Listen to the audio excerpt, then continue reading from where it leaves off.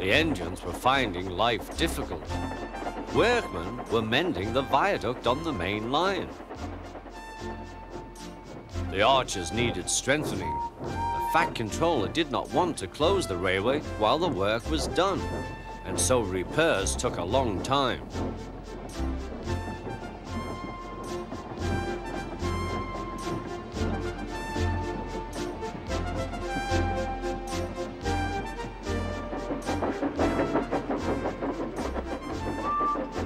The engines had to take great care when crossing the viaduct, and the delay often made them late on their journey to the junction, where they knew Thomas would be ready to collect his passengers.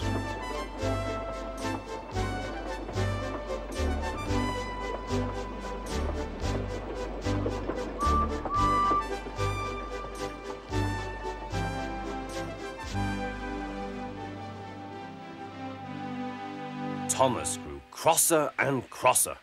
"Time's time," he grumbled. "Why should I keep my passengers waiting while Henry and James dawdle about all day on viaducts?" "Don't blame me," snorted Henry. "If we hurried across the viaduct, it might collapse, and then you'd have no passengers at all. What would you do then?" "Run my train on time, for one thing," retorted Thomas. He hurried away before Henry could answer. Bertie was impatient too. He was timed to arrive just after Thomas. His passengers found that instead of going straight from the bus to their train, they were kept waiting till Thomas arrived. Soon Bertie grew cross with Thomas. "Late again," he remarked, as Thomas panted wearily in.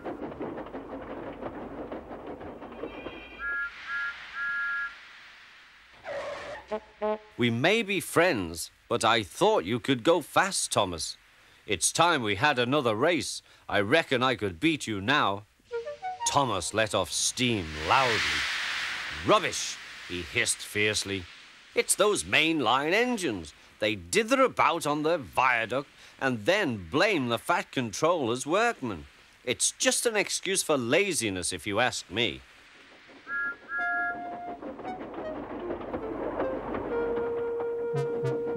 One day, James was later than ever at the junction.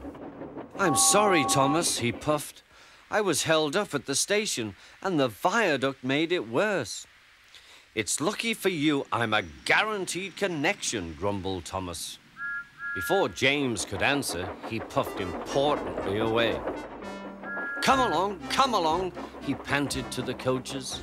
Annie and Clarabel did their best, but Thomas soon found that he couldn't save much time. Suddenly, Thomas saw Bertie ahead. His radiator was steaming. "What's the matter?" asked Thomas. "You should be at the station by now. You're late." "I feel dreadful," moaned Bertie. "All upset inside, and driver says he can't make me better." "Thank goodness you're late too. Can you take my passengers, please? They'll never get home otherwise." "Of course," agreed Thomas.